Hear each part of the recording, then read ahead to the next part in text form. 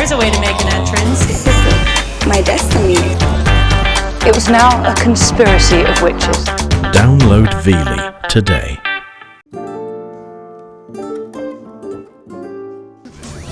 Tonight on the House of Tiny Tearaways. You're pooey. You're pooey. You're pooey. Just unbelievable. The feeling, I don't think I've ever felt so happy.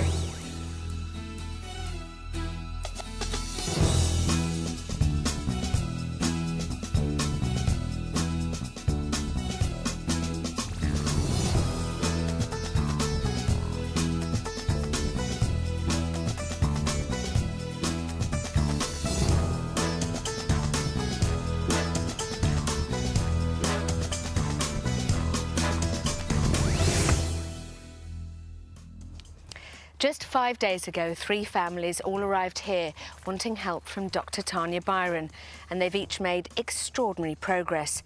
But today they go back into the outside world. So are they ready? And is Tanya sure they can make it alone? The Bunions. No, this. The Mcardles. Right, in that case it'll go in the bin. And the Fletchers. So is it Bobby Joe? No, Charlie said it's not. Came to the house desperate for clinical psychologist Dr. Tanya Byron to help them tackle their children's extreme problems. With just one day to go, all the families are hoping that Tanya can solve their problems and turn their lives around for good. It's the final morning in the house for this week's 3 families. Angela, Mcardle and 2.5-year-old son Matthew are getting ready for breakfast. Mummy.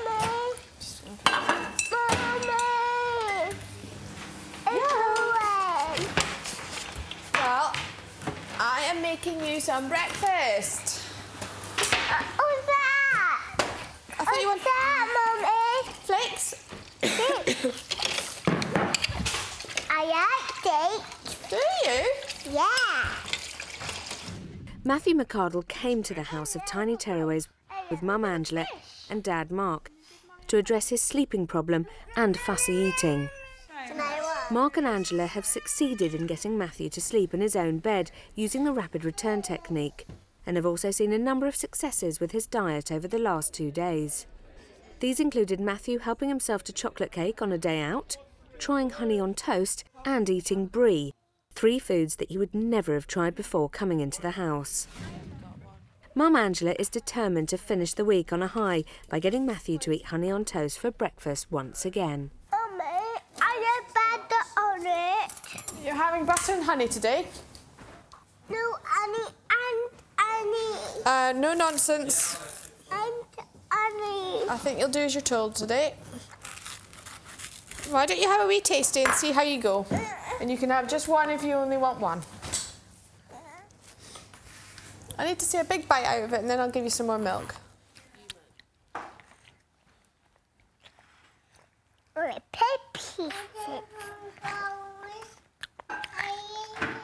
It's the last day for this week's 3 families. Let's talk about Matthew Mcardle. He came in with a sleeping problem, never slept in his own bed, always in between Mum and Dad, was a very fussy eater, only ate about 5 bland foods, and also behaviourally would kick off quite a lot, I think it's fair to say. How is he 6 days later? The sleep problem for Mark and Angela was never a problem to resolve, because all they needed to do was say, here's the technique, yes, we agree on it, yes, we unite on it, yes, we'll do it together, and they did it.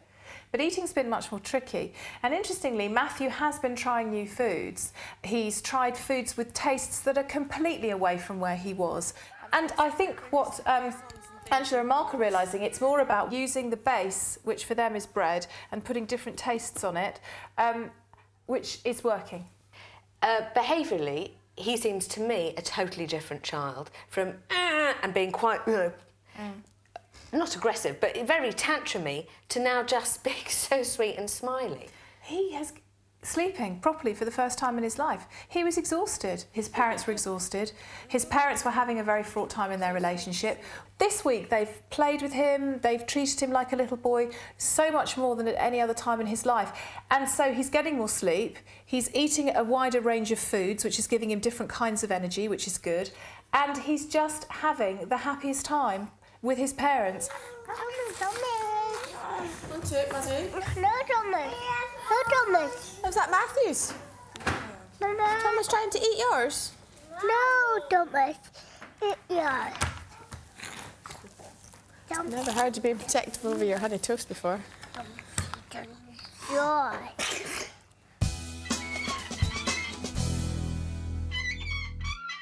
Can I hear your voice again through your teddy bear? This week, in order to help Charlie gain confidence in the sound of his own voice, Tanya introduced a speaking bear, into which he is able to record his voice. Wow. Charlie was also given a toucan, which Matthew Mcardle wants to play with too. Matthew, tell the bird his name.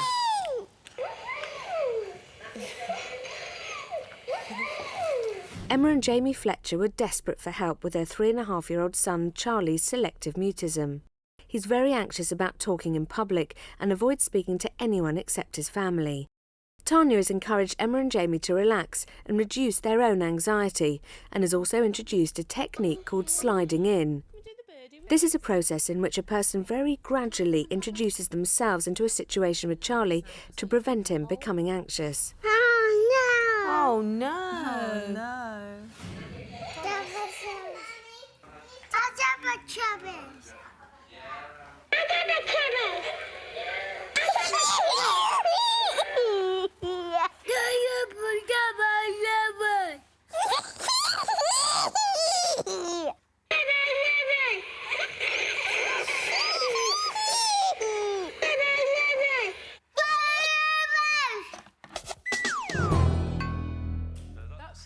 The Bunions and the Fletchers are having their last breakfast in the house. I said, try it. No, try it. No, try it. Do you like it? Nice, aren't they? Is that the 4 one that started off? Yeah. So they like, it's half a one where there's had a nib one. So what happened to those little squares of bread that we were all farting about with Breadgate? Yeah. But then that is sweet, isn't it? Mummy loves these. Parents Pete and Lisa Bunyan arrived with their 2.5-year-old daughter Rosie, whose diet was limited entirely to sugary foods. Since arriving in the house, she's become more adventurous and is eating savoury foods and fruit. Yesterday, on a day out, Rosie needed little encouragement to eat new foods during a cooking class. Last night, despite some resistance, she tried most of her roast dinner. Well done. What do you reckon? Did you get Rosie to try some salmon? Would you like some toast and butter? Dare you. You don't move chairs around, please. Right, Pose? It's all kicking off as running. What's this? Rosie. Salmon. Do you like salmon? Do you want to try some? Why? It's yummy. Yeah, I want you to try some of this as well. Can you do that for me? No, it's only a tiny bit. Try that for me. You can try this, please. Yeah. I'll have that then. Just try this for me. Pose. Right, I'll have that then. Eat this. Eat this, please. Yeah. Nice? Do you want some more? Good girl.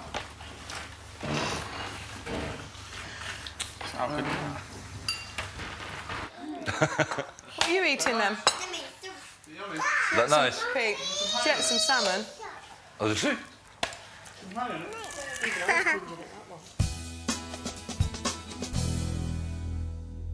Let's talk about the Bunions. Pete and Lisa brought in Rosie, who's 2.5, and older sister Emily. Rosie had quite a severe eating problem. I remember sitting here with you on Sunday and you going, I don't know how this is going to work. This is quite severe. Remind me of her progress. It's a very simple story. From nothing she ate, pretty much. Yeah. Sugary, 6 or 7 sugary foods, toffee popcorn being the big favourite, buttons, that sort of thing. From that to everything. Ham, peas, sweet corn, grapes, strawberries, pineapple, smoked salmon, cream cheese, pain au chocolat, croissant. I mean, this child is eating like any child her age. How did you and her parents, Lisa and Pete, do it? The story is key because it was so much anxiety was being fueled into this child at mealtimes, which links so much back into her horrendous birth, the fact she nearly died, that Lisa felt that she couldn't bond with her immediately, didn't feed her immediately, and every time she cried in temper, because as we established later on in the week, she has got the most strong character ever seen in this house. I mean, unbelievable. She said no and cried and everybody gave in. And then it was addressing the character, the strong character. And that, I think, is a day that you and I will never forget. Let's just talk about that, which would be my highlight, well, of Rosie's story. It was the standoff.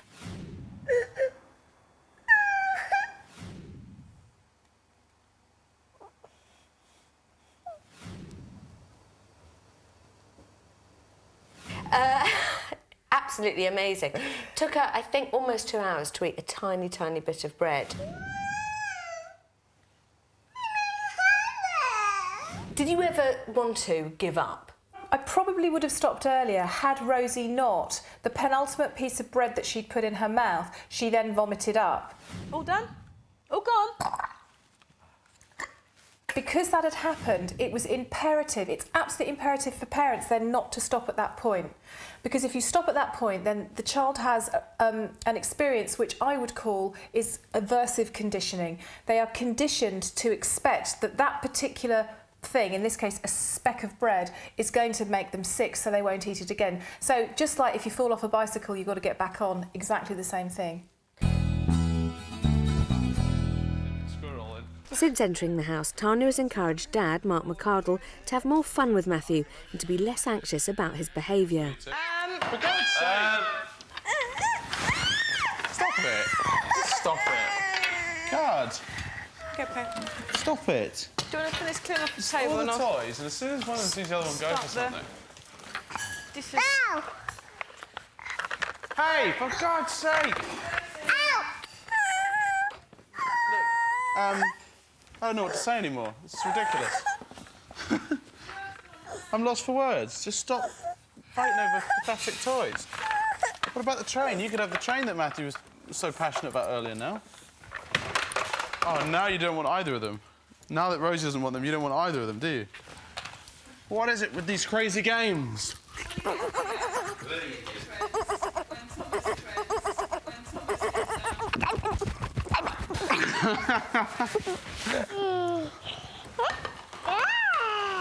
Do you get it? But more for work then.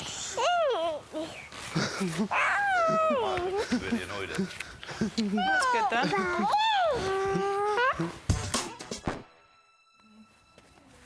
Over the course of the week, Tanya has given the Fletcher family advice on how to work with 3.5-year-old son Charlie's selective mutism. She's also asked the other families to spend time with him without putting any pressure on him to speak. Good. Lisa Bunyan is playing with Charlie. Thank you very much. Aren't you just really helpful? No. What do you mean, oh no? What a lovely voice you've got, little bear. You're really lucky to be called Charlie because it's one of my favourite names, little bear. Yeah, I did glue on that one already, didn't I? It'll dry and then it'll go away. I really fancy a story. Come and have a story. Charlie Bear, come in. Come and have a sit down. What are you like? You're a bundle of trouble. While Lisa reads with Charlie, parents Jamie and Emma have joined Tanya in the consultation room. Right, wow. Friday. Friday at the end of... How would you describe this week? Amazing. He has been out there rattling. You know, he's been rattling to, you know, Emily, Rosie, Matthew, all the adults, you know, across certain ways, even if he's, you know, going from mute to keywords to a few words, you know. He's actually forgot himself. Now, what I'd like to do, really, is take you through the week, just step by step, because, you know, when you leave today, and you go back home tomorrow and you're all settling back from what has been, I think, a traumatic, emotional, amazing week, there's every chance that you might find that he will just go back to much more selective mutism. I don't want you to leave and then suddenly go home and start to feel quite disappointed and anxious. No. I think Charlie will slip back.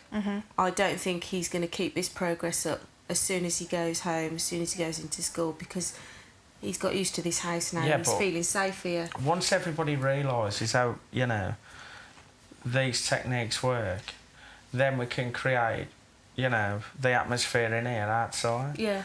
Now, it's fair to say that has been a huge lesson for you to learn, both of you. Yeah. And what I'd like to do first up is to show you how life was before you came into the house, because with the best intentions, you were very stressed and anxious about Charlie's selective mutism, and that in itself was having quite an impact on him. Yeah. Do you want to have a look? Yeah. Here, let's have a look. I don't know how to help him overcome it. I just feel helpless with him. Do you want to help me fold it back up?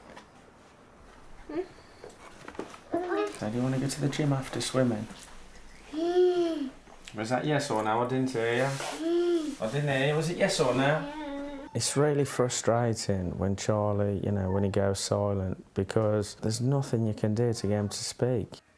So, that was life before. What's it like seeing it? It's strange watching it. I was actually going to ask you about the bit when I can't hear him and I say, Charlie, I can't hear you. It ain't working. Tone of voice you know? as well. Yeah. You know, rather than just chilling out. Sounds like you were telling him off. Yeah. It's important that we have to really acknowledge here, you were completely freaked. You were completely freaked by your son's behaviour. It absolutely shocked you. It seemed, until coming in here, regardless of what anybody said, it seemed incurable. That's how it felt. Yeah. You know. We have to also remember that when he joined this environment and his anxiety was higher, we saw no speech. And here's just a little example of that, just so that you remember how it was when you first came in. What colour would you like, darling? Not if it's pink. Is it pink? Yes. You can use one. How many have you got? 3. I have 2. What shall we draw? Should we draw our families? Yeah. Okay, we'll draw our families then. If you look at yourself, if you compare the face in that thing there where your son wasn't talking to this face is a softer, optimistic face that loves... I didn't actually believe that until you just watched it there, until I've just watched it there, because I thought, well, I don't think my face is any different. I mean, I make a laugh and a joke, don't I, about, I walked in here with a scowl like that. But I really did. And you do look different, don't you? Yeah, I do. Looking at that, I'm thinking, God, who's that? Charlie is a little boy who, at this point in his life, has selective mutism. Yeah. Which we know changes and ebbs and flows very much to do with the way you're feeling in the atmosphere and the environment around him. Have a look at this.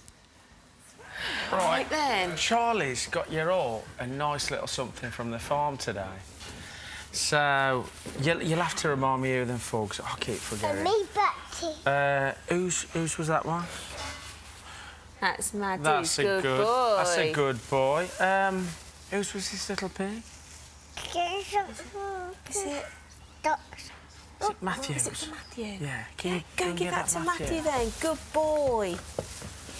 Now, that's quite an interesting moment, really, for us, isn't it? Because I suppose there's 2 things for me that come out of that. The first one is that he was in a situation which was very intimidating for him, because he was amongst a lot of children or a lot of other people. He was the focus of attention because he was the one giving out the presents and you were giving him commands. Yeah. But he was very relaxed. And you didn't make him say anything, you just went with what you knew he could do. Yeah. Now, I think if I'd asked you to do that on day 1, the chances are that you'd have pushed him much harder. Yeah.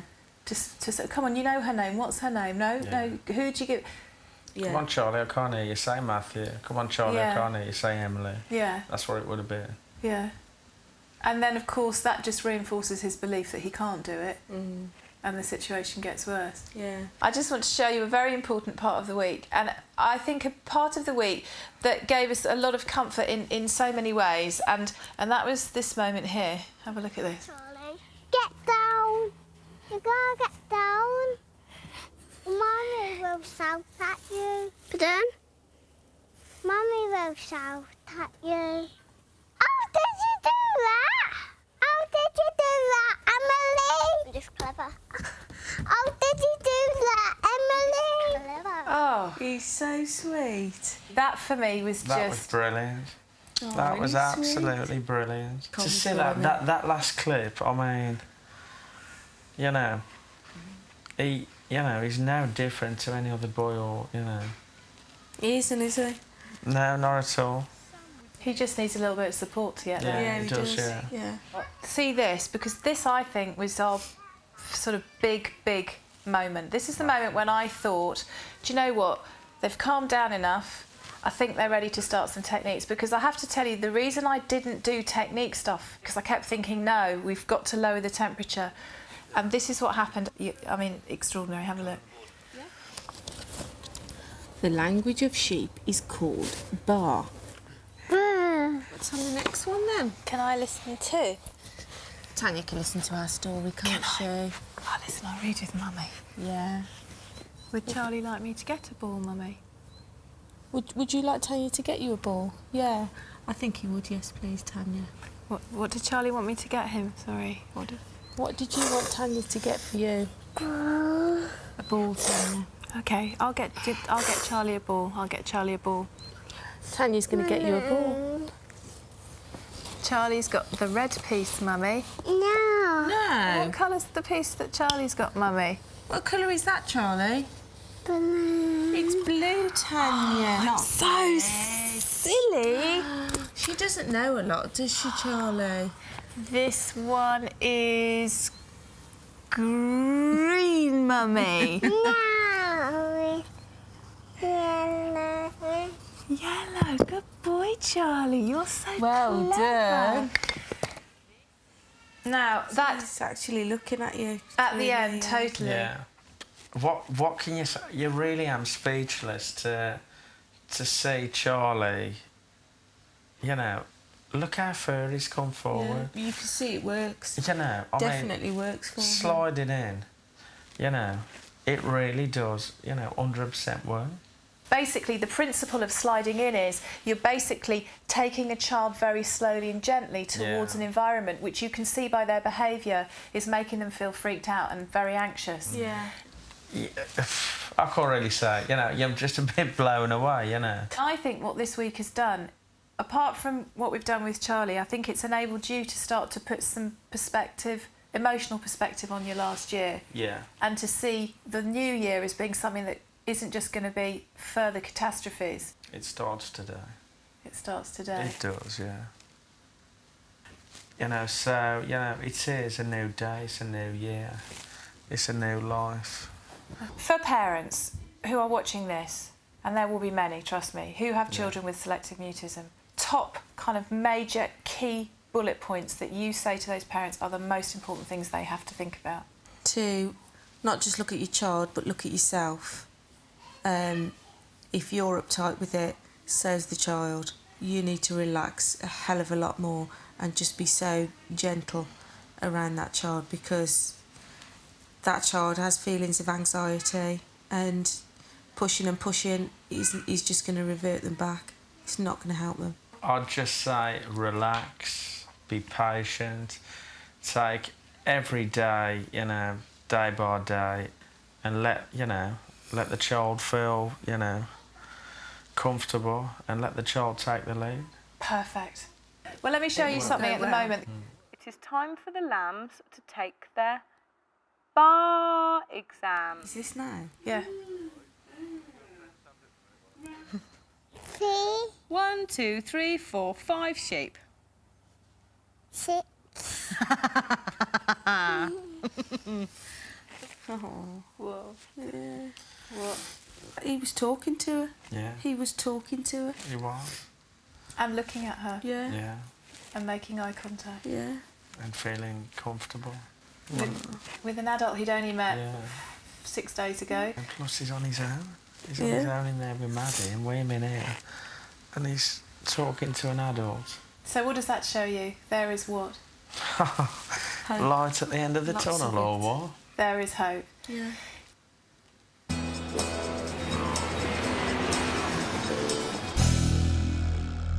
The bunches. Charlie's talking with his new friend, 5-year-old Emily Bunyan. You're pooey. No, you're pooey. He said it back again. You say it back to him. You're pooey. You're pooey. You're pooey. You're pooey. Now I'm getting down and out. Now I'm getting on. Yes. Madison, come here. The Fletcher family, what an extraordinary family. I remember you said to me on Sunday, this boy will not be speaking by the end of the week. How is he now?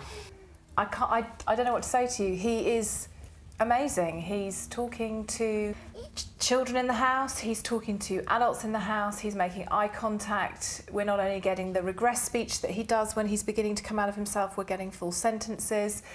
And he has shown his parents that at the right speed and very manageable exposures to what he's anxious about, he can speak, and he does speak, and he will speak. Daddy, can we go outside? Yeah, you can.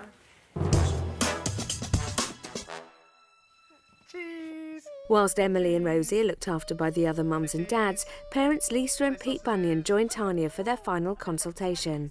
Earlier in the week, Tanya asked them to write a birth report for Rosie. So, Friday. Week. Flown by. Flown by. How do you feel about leaving? Don't really want to be honest. No, don't really want to. Feel very different. Very, very different. We wrote you some journals. This is... Don't you? This is a journal of Rosie's birth. Whose is this one? Who's writing this? That's me. All right. So, this is the story of your child coming into the world, which we all agree there can be absolutely no doubt that it was a harrowing experience for all of you, all three of you. Definitely. So, we spoke about the birth at the beginning of the week, a birth where basically suddenly there was no heartbeat, suddenly everybody started panicking, this child seemed lifeless, it looked grey, you were feeling helpless, you were exhausted, and you both thought that your baby was dead. Yeah. That experience has lived with you both ever since. Definitely. And I think what I described to you was a condition called post-traumatic stress disorder, which is a condition where a single or a traumatic event continues to live inside us, even though the event has happened and passed, in a number of ways, and you were both exhibiting really key symptoms. What do you want to do with these? Do you want me to keep them? Do you want us to burn them? You can burn them, I'm more than happy. It's gone, it's a part of me I've put away. Never forget. Because but it it's is not Rosie's ruling, beginning. It's not ruling my thoughts anymore. I don't know what to say to you, but what I do want to do is I want to remind you what life was like before you came in, because not wishing to kind of elevate the progress we've made and make us all look terribly self-congratulatory, but you had a very severe eating problem which was entrenched. You had a child who would only eat a very narrow range of sweet foods. She was basically a sugar junkie. Yeah, she was. And I just want to remind you of how harrowing it was, because I think life for you was completely hell because of her eating. Yes, it was. Have a look at this.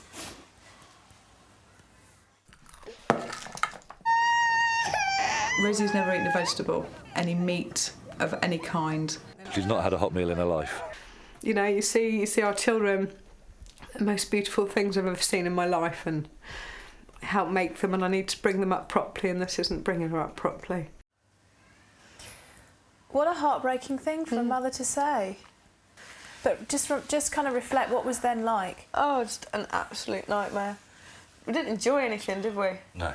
The day for us wasn't breakfast, lunch and tea. It was food. Exactly when she wanted, she dictated the rules. I feel differently about her now. I like all of her. you're the same, I know you are, but I love everything about her. There's nothing to dislike, whereas the food, it really did grind us down, well, really. Have a look at this. This is the first meal in the house, and it did. I mean, you both looked completely ground down. Yeah, right. Should we try eating some now, shall we? Yeah, try it with your fork, darling. Pick it up with your fork. Put your knife down. She looks scared, doesn't she? But you try. What about this tiny, tiny, tiny, tiny bit? Try a little bit for me. Just try. That must have been quite scary for her, looking at the size of the amount I had on the fork, looking at what we've learnt this week. Totally. OK, here's this person this big. Yeah. OK, here's you this big. Yeah. Here's arm and hand with fork. Huge. With big lump of what to her is poo. I mean, you know what I mean? It's something going with face behind, going, just eat, just eat, just eat. You don't realise how frightening you can be. That must have been frightening. When I watched it, I'm thinking, my God. And the reason I decided to put you in the room on your own that day is I think I really wanted to capture that essence of just how unbelievably stressful mealtimes were. So then we get to the next bit that I want to show you. And I suppose this is sort of big breakthrough number 1. Just pop it in on your tongue, swallow it, and then it'll be gone. No, swallow it. No, don't take it back out, sweetheart. It feels like weeks ago, doesn't it? Good girl. Really good girl. Really good girl. Hooray! Hooray! But she's only just getting used to chewing that sort of thing. She is. Exactly. It's probably Used to the sticking to the top of her mouth, and it's sticking to the teeth, and this bird does. Absolutely. How did you get her to do that? I mean, she was retching, she was gagging, she was taking it out. What did you do there that made all the difference? I think I probably relaxed and was encouraging her rather than just sitting there like stressed or just eat it. Showed her, didn't you? Sort of thing. And I was trying to show her, you know, just pop it in and just to try and encourage her, I suppose. So then we had Breadgate. Breadgate. Oh, fond memories. I'm telling you, fond memories for you, fond memories for everybody who experienced it. I think we'll never forget it. So could you eat that little bit of bread for me? There's a big girl. And then I'm ready with the yoghurt. I'm ready. Just eat that tiny bit, darling, then you can have this. All right? Can you do that for me? Yeah? Just eat that tiny bit of bread. Please? Good girl. Well done.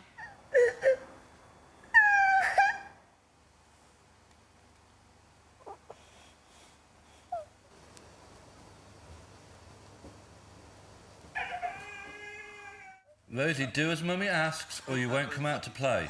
That's it. Go and pop it in like a good girl, and then you'll be able to come out to play. Then you've got your yoghurt, and then we're done.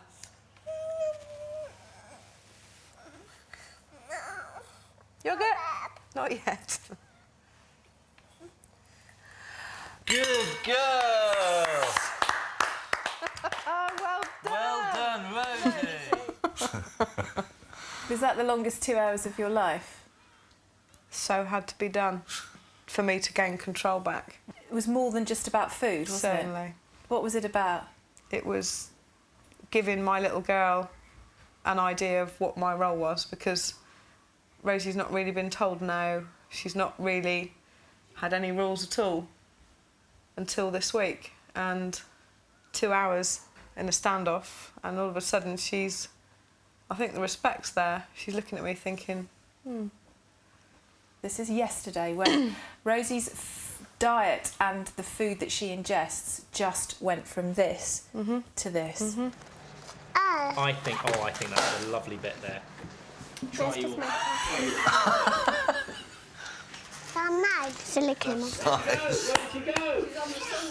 Bite it then. That's it. Have a nibble. Yeah, I'm a good girl. You are. You good lad. You're eating your crumbs. Come on, quickly. Quick! Well done, Rosie! Brilliant. The face is... Well done, Rosie. Well done, you. Before coming into this house, my money was on Rosie beating you. And that's nothing against you. I'm seeing the show. But if I'd have been a betting man, my money would have been on Rosie beating you and being the first one that you haven't had a great deal of success. But now, It's happened to us. I'm completely astonished. Hasn't it? I think you've achieved more than you thought was possible. Yeah, far more. I think what you've done for your daughter this week has been important on so many levels. Me too. Thank you very much. Thank you, Tanya. It's been a pleasure.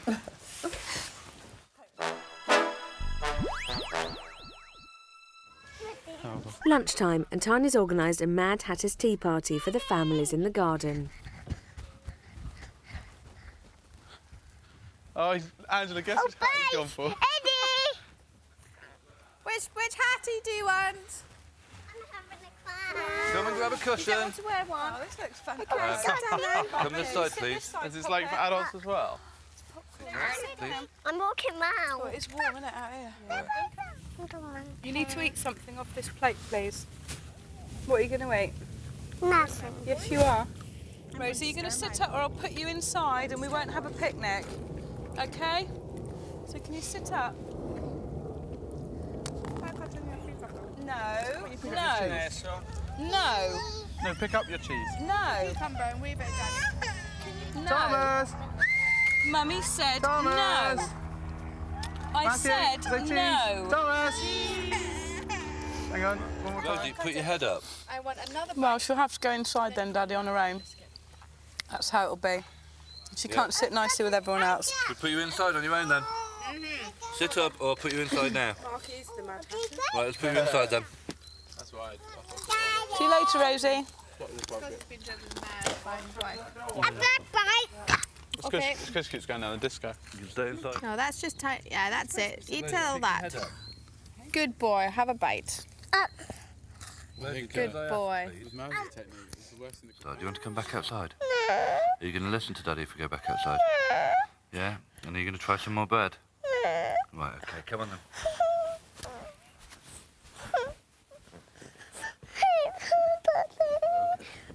Clever boy. My clever boy. You know what? Mummy is so proud of you. Mummy's really proud of you. Do you know that? Yeah. Eat this for Mummy, then we have a bun. OK? Well done.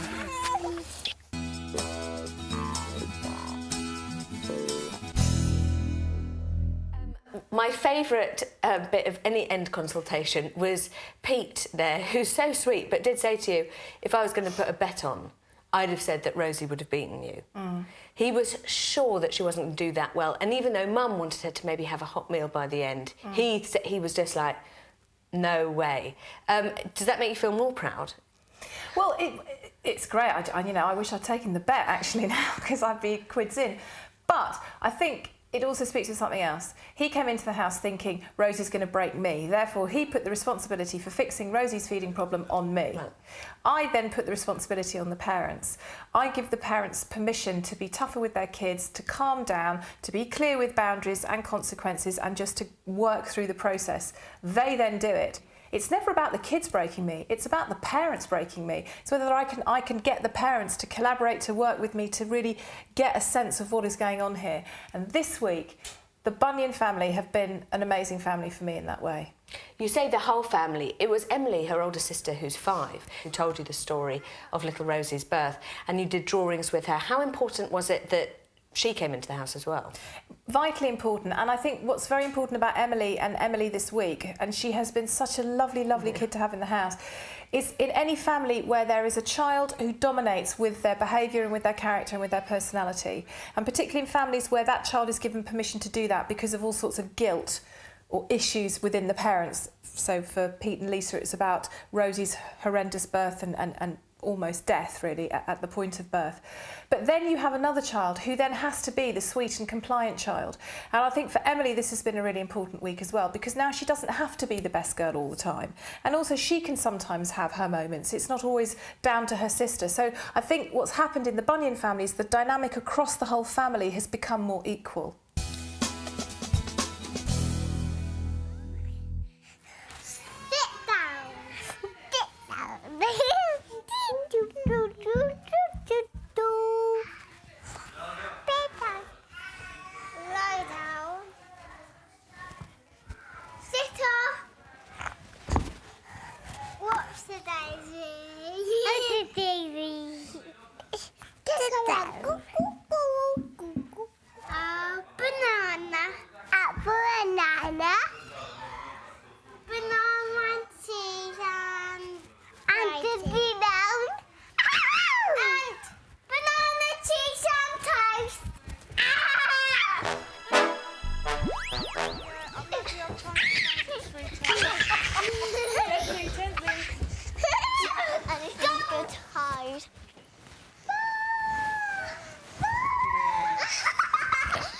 this Thomas?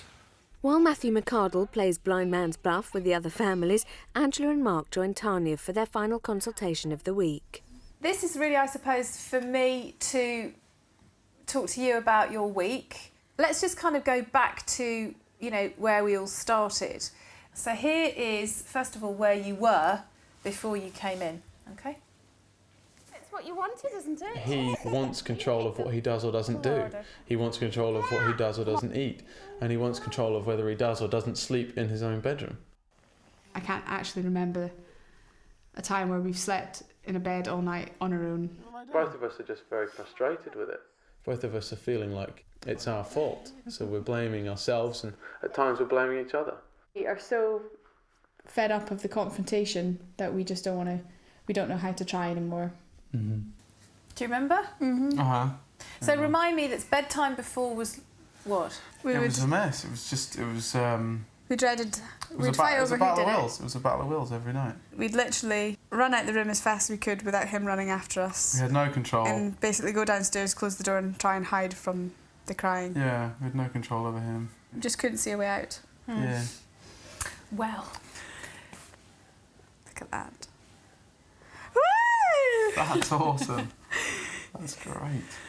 That is just superb. Now, Sunday night you decided off your own back, which I think is a very important point, to sleep train him, and you did. You used the rapid return technique, which is child comes out, take them back gently, shh, leave, and this is what you achieved. Now, on Sunday night, you only required to return him 18 times. He was completely exhausted as well. So 18 returns and 10 hours and 41 minutes of sleep, which is an extraordinary experience for him.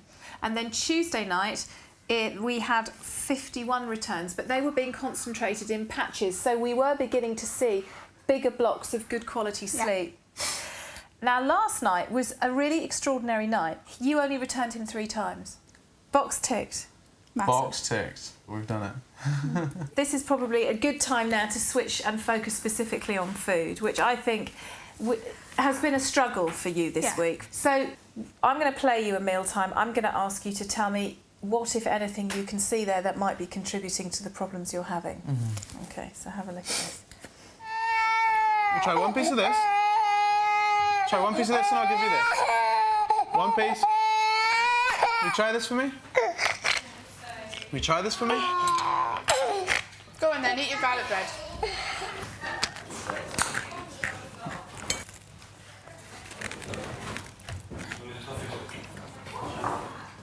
Give me the kind of, right, every single thing that you saw there that shouldn't have happened.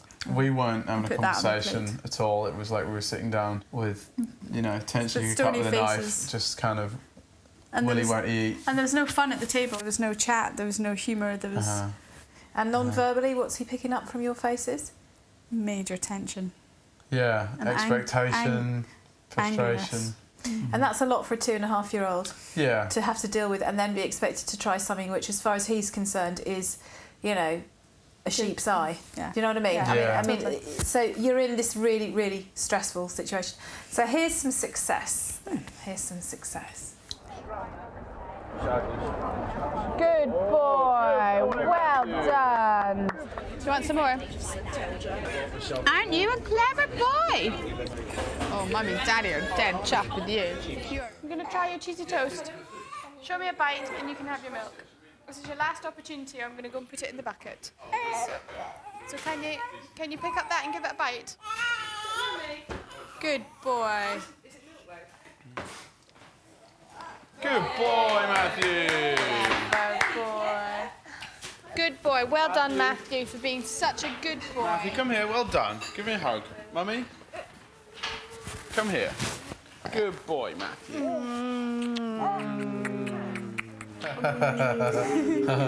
The model eating exercise. Nice. Excellent. Yeah. But despite the fact that I wasn't at the table, I think we were in agreement with what we were doing. You worked together brilliantly there. Yeah, and it was probably might have felt a little bit forced at the time, but as far as Matthew knew, we were just having a little group hug after the toast because we were both just so happy with it. So. That for me is a genuinely positive family moment. Yeah, it is. That for me was a moment where I suddenly thought, I think it's all beginning to fall into place. And it drops, yeah. But we kind of came to loggerheads in the middle of the week. Not loggerheads, but there was a real sense of it's not working, it's not working, it's not working, it's not working. And you were feeling quite panicky, and I can understand that because you're thinking, well, time's ticking away and we're going on Friday. Just don't want to waste it, yeah. Absolutely. So I asked you to think differently about Matthew's difficulties. Can you remember? What were our thoughts? We thought that was really when we were addressing how divided Angela and I were. And we were really looking at what has been causing that. We didn't actually know each other in the deep and meaningful and bonding way that we might have had with Matthew come along a little bit later in our relationship. You spent some time thinking about it, so I just want to show you a little bit of that. So how are we going to fix this then? Why don't we use the time with Matthew to get to know each other by having more fun with him? Because we're just not letting him... We're just not giving him the confidence to be the great little boy he can be.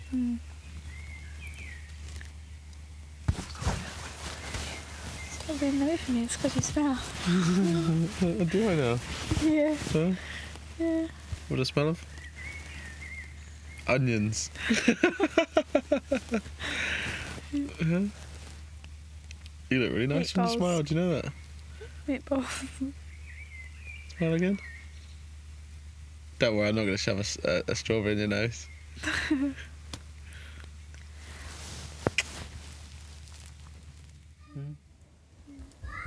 Tell me what you're thinking and feeling, because I think that's a very, very important thing for you. Because it's to think that we as a couple have basically been the root of his problems. Makes me feel really ashamed. I just feel like I want somebody to shake me and say, do you realise the impact that you guys bickering over pointless rubbish is actually doing to a little boy who hasn't asked for any of it? Because it was just selfish bickering, really. I think you're being very hard on yourself, because I think we actually ended up doing what we needed to survive every step of the way, I think.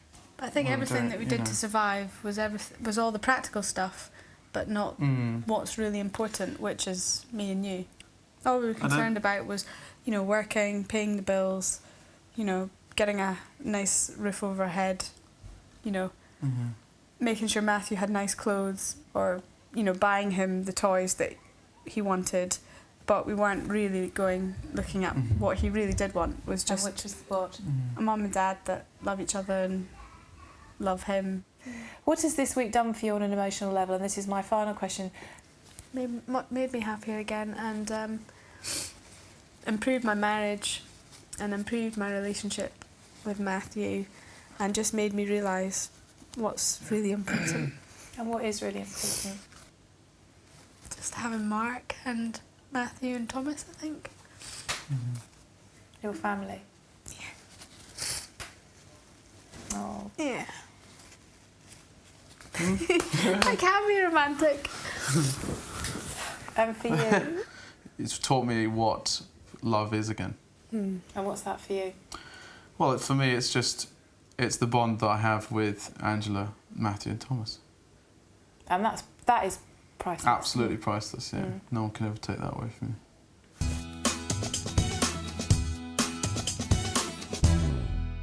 Let's talk about the house as a whole and how the families have worked so well together. Why has it worked so well? Sometimes you can't explain why these things happen, but they have, and it has been fantastic. I'm the only one that gets to go in that house. I tell you, the atmosphere in that house is amazing. I wouldn't be surprised if these people rent a holiday cottage somewhere and meet up again. Really? Because I think real friendships have been formed. Really, really, really big bonds have been formed, not just amongst the adults, but the children. And I think this week, what these parents needed in terms of their children changing their behaviour had implications for all of them, and not just the individual child, but for the families. And I think every family has understood that for themselves and for everybody else. So there is a sense, I think, amongst the families that they have also had the privilege to experience change in others. And I think they all see that, and that has brought them together in a way that you cannot fabricate. This is real. So it's the end of another week in the House of Tiny Tearaways, and that means it's time for all the families to say goodbye to each other before they head back into the outside world. Yeah. What are you crying for then? See you later, mate. So, little perfect gorgeous you. Has it been a good week? I don't know really what to say to you because there's nothing to say except it's okay to say no, to have a tough daddy face on. It actually can get things happening much quicker because your kids know where they stand. This little girl will carry on eating because meal times are now fun without stress, and she knows where she stands. Definitely. It's been an absolute pleasure.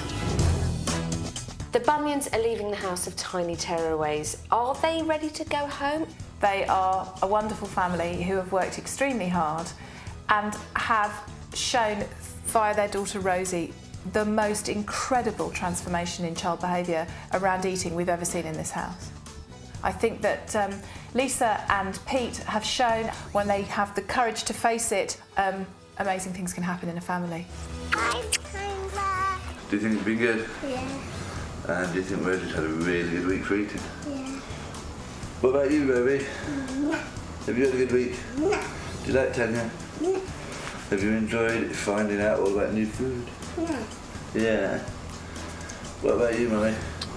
It's been really special time for all of us, and we've had a fantastic journey. Yeah. A fantastic week. We'll not forget this experience. Blow kisses.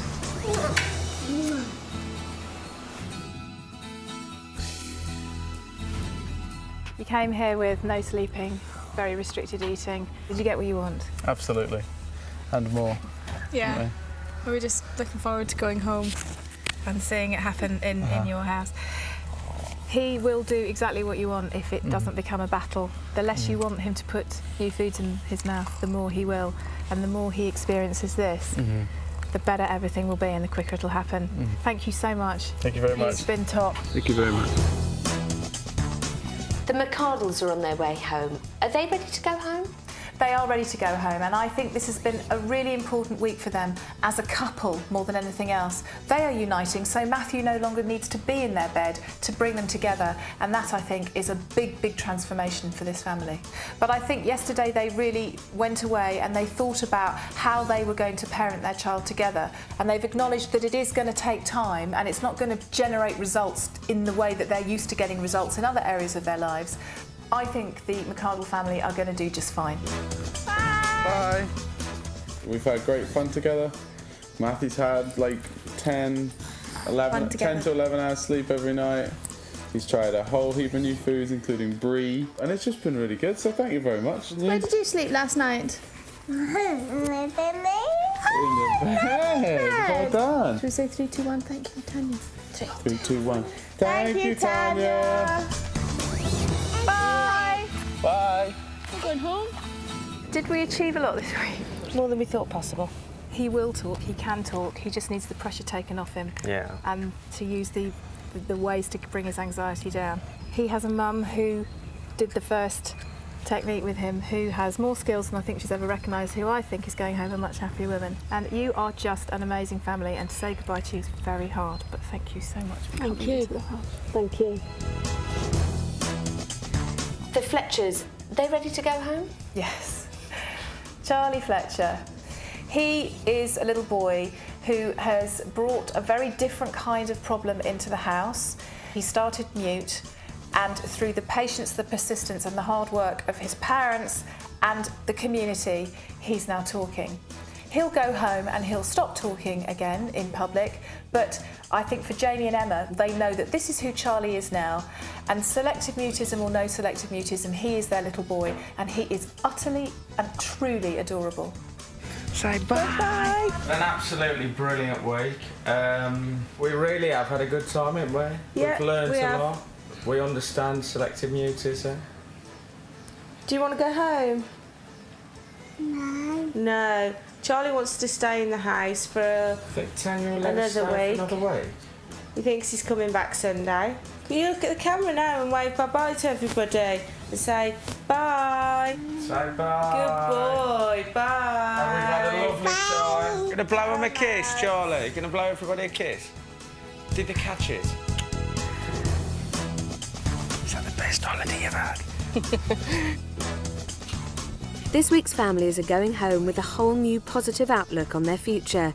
But Tanya has only 24 hours to get the house shipshape again, because very soon our 3 final families will be entering the House of Tiny Tearaways. Coming up next week. Our daughter will only eat Marmite sandwiches. Spit it out. It's really sad when you see her that anxious and that scared about a bit of food.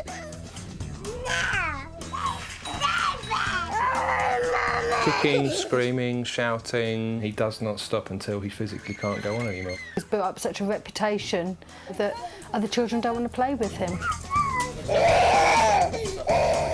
I will start to kick, scream. If you're obviously trying to lay him down, he'll pull you, he'll bite you, he'll pinch you. He'll do anything that he can physically do to make sure that he won't stay in that cot.